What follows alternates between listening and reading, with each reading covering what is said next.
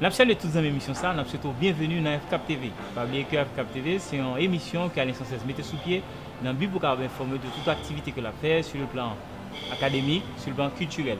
Dans FCAP TV, nous recevons tous les invités de marque. À FCAP TV, à tout à l'heure.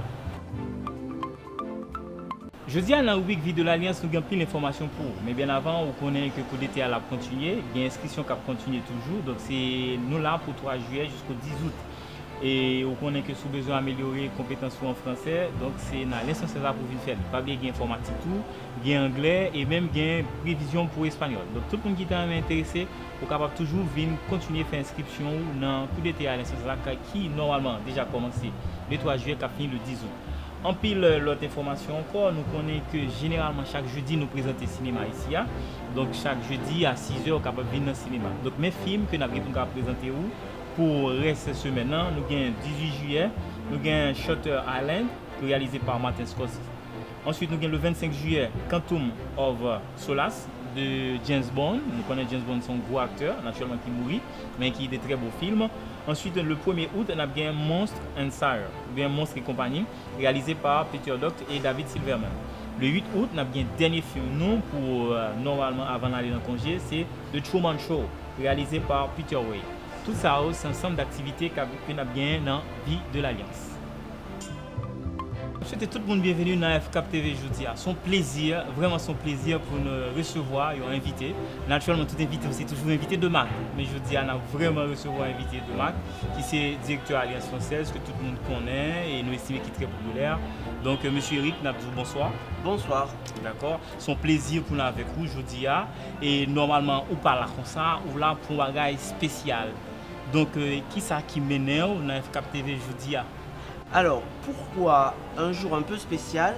Parce que je suis à 48 heures de mon départ de Cap-Haïtien, puisque je termine ma mission au Cap-Haïtien. J'ai ouvert il y a maintenant un peu plus de 2 ans la FCAP TV. Il était normal qu'avant de partir, je ferme peut-être un petit peu le cycle des AF-CAP TV pendant les 18 mois où elle a eu lieu avec moi. Il y aura quelqu'un d'autre en septembre qui arrive, qui s'appelle Monsieur Claude Alexandre Martinez. Et donc en septembre, il continuera la FCAP TV.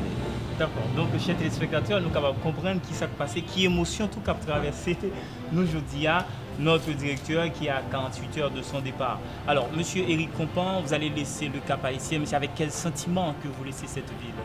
Alors vous savez, toujours les départs, c'est toujours très partagé. On est triste de partir parce qu'on travaille depuis 4 ans dans une ville. En 4 ans, on se crée des amitiés, on se crée des liens. Les amitiés, les liens, c'est d'abord les personnels avec qui je travaille. Je les vois tous les jours, de 7 h du matin jusqu'à 19 h le soir. C'est les présidentes avec qui j'ai travaillé, Madame Laroche, Madame Mercier-Caz en ce moment. Ce sont les gens du Cap avec qui j'ai travaillé, ce sont les artistes. Et je tiens vraiment à les saluer, ils sont nombreux. La ville du Cap propose beaucoup d'artistes dans toutes les spécialités. Voilà, et j'étais là pour promouvoir la culture et j'ai été servi. Il y a des artistes peintres, il y a des artistes sculpteurs, il y a des chanteurs, il y a des musiciens.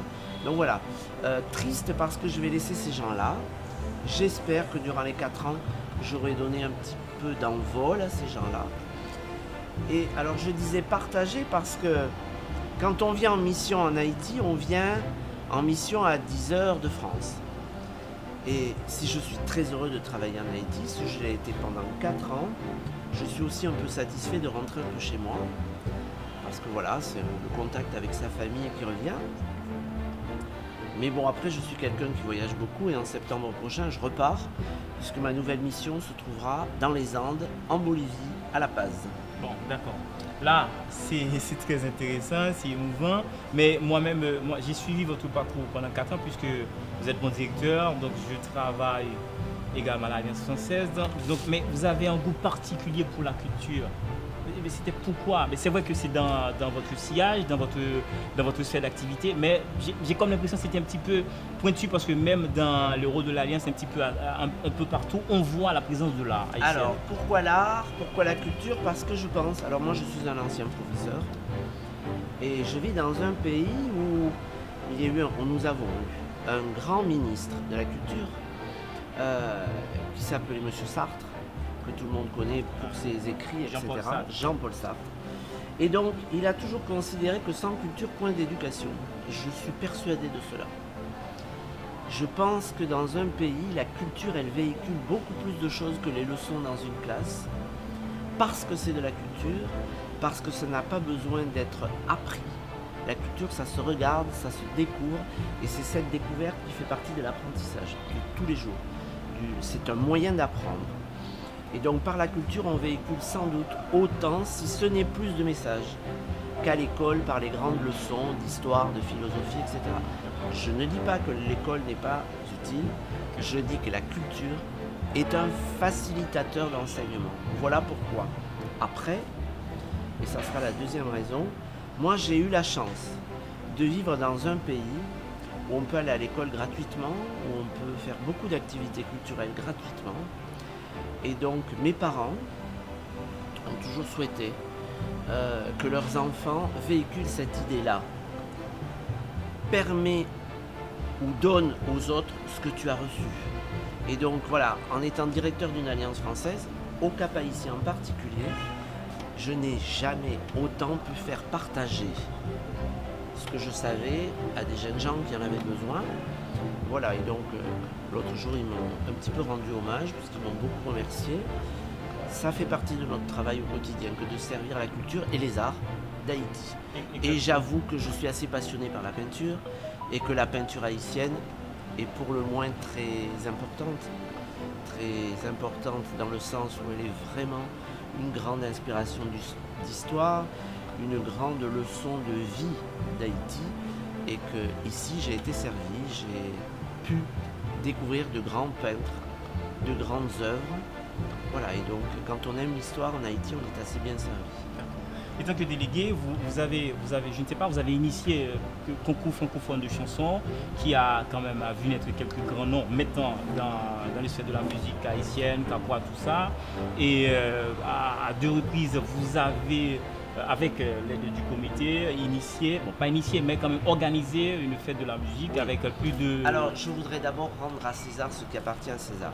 Le concours de la chanson francophone, je ne l'ai pas initié, j'ai participé, c'est l'ambassade de France et l'Institut français, et c'était une très heureuse initiative, puisqu'effectivement, depuis maintenant 4 ans, nous organisons un concours francophone, et j'avoue que les Capois s'en sortent plutôt bien, ce sont des artistes nés, des musiciens, et donc il y a toujours un Capois sur le podium, et j'en suis assez fier. Alors maintenant, pour ce qui est de la fête de la musique, là, c'est une initiation qui est française depuis maintenant 1981. Avec Jacques Lang. Et voilà, avec Jacques Lang, tout à fait, un ministre de la culture français. Avant que je n'arrive, la fête de la musique était déjà sur pied et en place. Je n'ai fait que poursuivre l'action. Et si vous voulez, en Haïti en particulier, les choses se construisent dans la durée. Donc quand je suis arrivé, la fête de la musique, elle était déjà bien ancrée. On lui a donné encore plus d'ampleur, puisqu'on l'a installé sur le boulevard ici de la mer, et qu'on a permis d'avoir des soirées avec 16 000, 17 000 spectateurs, 20 000 une année. Voilà, et donc cette année, effectivement, les événements économico-politiques n'ont pas permis qu'elle se fasse, mais j'espère, je suis sûr que l'année prochaine, il y aura à nouveau le 21 juin, une fête de la musique au Cap. Quelle a été votre plus grande expérience étant que d'abord directeur de l'Alliance, mais aussi délégué général? Alors, ma plus grande expérience, si vous le permettez, oui, bon, mais après, on est là aussi pour voir des choses négatives et essayer de les combler, donc c'est pas important. Ma plus grande expérience, alors, pédagogique, c'est de voir combien, en très peu de temps, des enfants qui ont très peur de parler le français, en venant 3 semaines, 4 semaines, 5 semaines à l'Alliance française, le déclic commence et après, ils n'ont plus peur de parler. Et ceux-là, quand ils ont commencé, après, on est sûr qu'ils sauront réussir en français et en langue. Parce qu'une langue vivante, il y a le français, puisque c'est ici l'Alliance française. Mais une langue vivante, quand on la démarre bien, on est sûr de bien la continuer ensuite. Ça, c'est pour le pédagogique. Pour le culturel, ma plus grande expérience, sans aucun doute, la dernière fête de la musique que nous avons faite l'an passé sur le Cap, avec énormément de monde, avec l'inquiétude que les choses ne se passent pas bien, parce que le monde, on ne sait pas comment ça peut réagir. Et un public capois qui était content. Et cette année, c'était sur 2 jours. Oui, oui, voilà, c'était sur 2 jours, le 20 et le 21. 2 très grosses soirées, beaucoup de personnes, beaucoup de spectateurs. L'ambassadeur de France qui nous a fait l'honneur de venir regarder le spectacle. Voilà, donc ça c'est une grosse expérience parce que c'est une expérience à construire en logistique avant. Ouais. C'est une expérience à vivre pendant, parce que c'était plus de 45 artistes sur scène qu'il faut chronométrer. Voilà, après les Haïtiens globalement ne sont pas toujours à l'heure, mais quand ils sont sur scène après, ils ont du mal à sortir de la scène. Donc voilà, il fallait coacher le temps, mais ce fut fait. Et voilà pourquoi je dis une grosse expérience. Après c'est des expériences du quotidien. Moi, venir à l'Alliance, voir les enfants, me dire bonjour le matin, c'est une belle expérience. J'aime les enfants, j'aime l'éducation. C'est de l'expérience du quotidien. Mais en tant que délégué, parce que quand même, alors en tant que délégué, mon expérience, Alliances. La grosse expérience, c'est que j'ai vécu le cyclone Matthew. Vivre le cyclone Matthew, ça a été vivre la destruction d'une alliance, puisqu'elle a été détruite à 80%. Et la belle expérience, c'est qu'en 8 mois, avec l'ambassade de France, on a su trouver les fonds pour la reconstruire, on a su trouver les moyens pour doter cette nouvelle infrastructure, et 1 an après, on réouvrait l'alliance, et c'est une petite alliance, toute jolie, toute neuve, reconstruite à Jérémy, qui fonctionne maintenant depuis un peu plus d'1 an et demi, 2 ans, et qui retrouve des effectifs bien plus importants que ce qu'ils n'étaient avant Mathieu. Donc ça, c'est une belle expérience.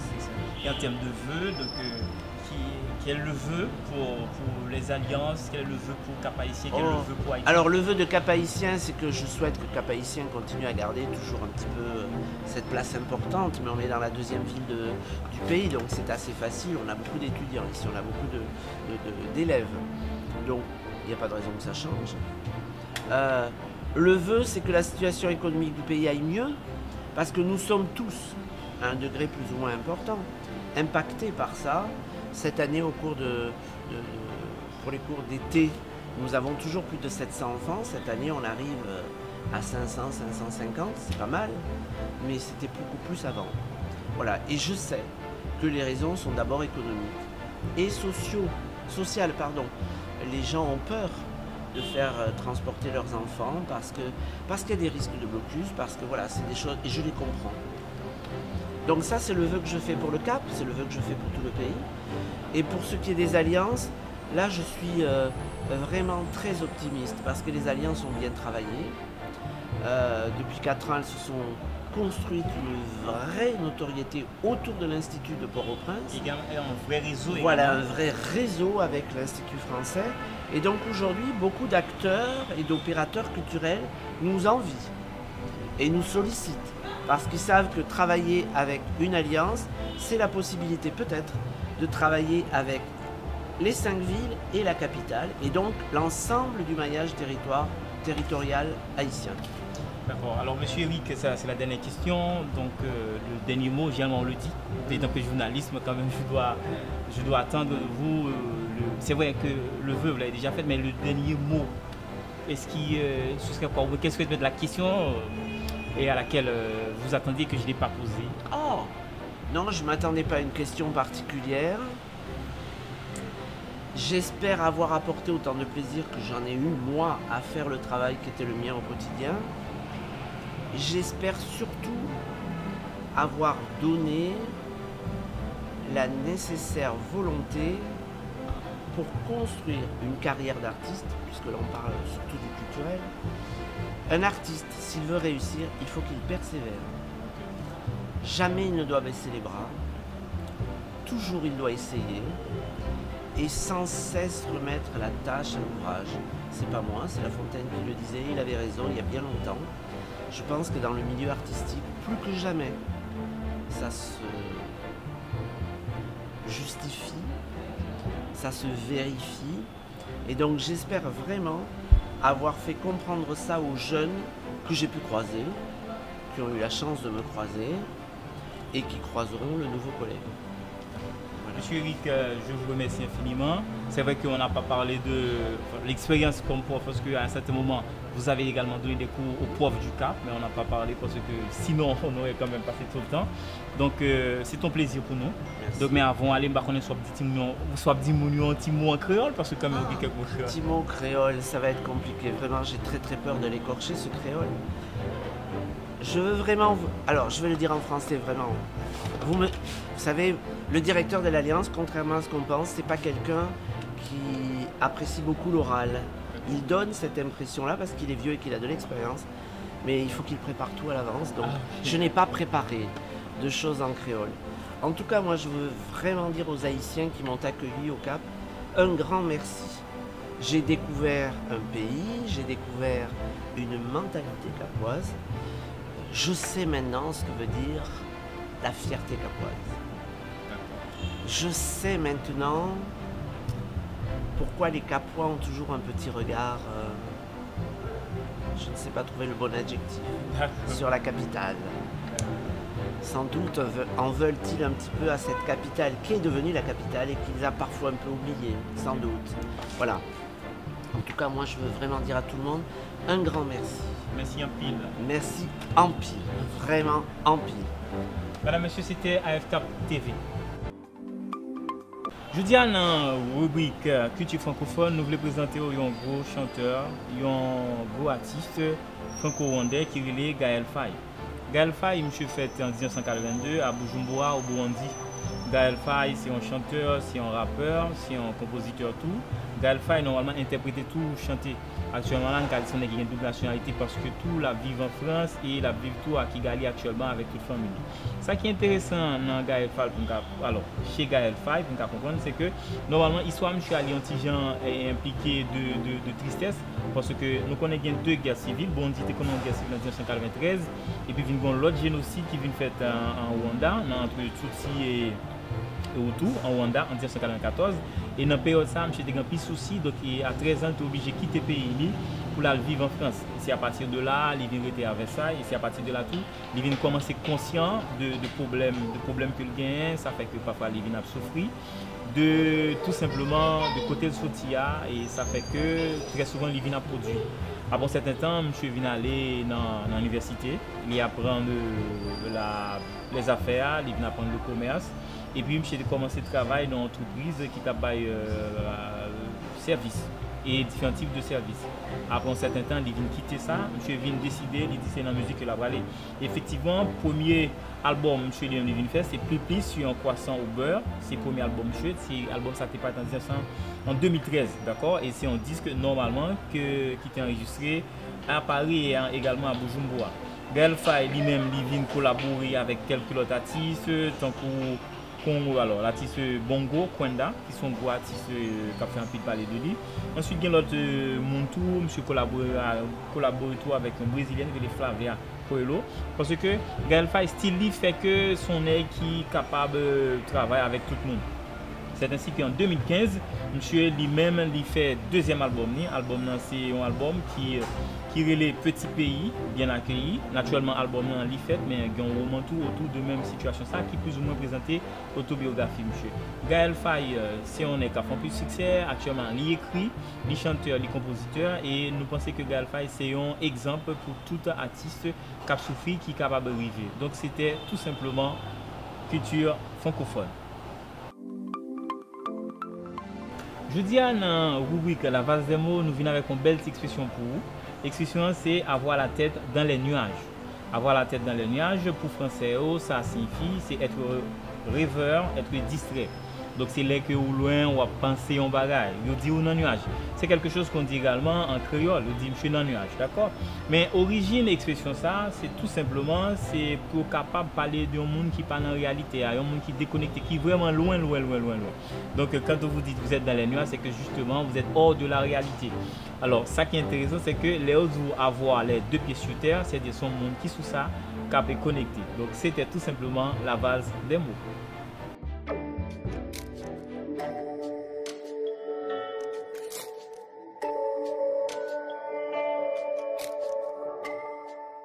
AFCAP TV fini, donc numéro spécial ça fini dans bout. C'est un plaisir pour nous avec aujourd'hui. Pas oublier que son numéro est capable de suivre sur Facebook, sur YouTube, sur Twitter, sur Instagram. Et émission ça tout lui-même coordonné et dirigé, contrôlé, animé par Grand Bambou Production. AFCAP TV, restons connectés.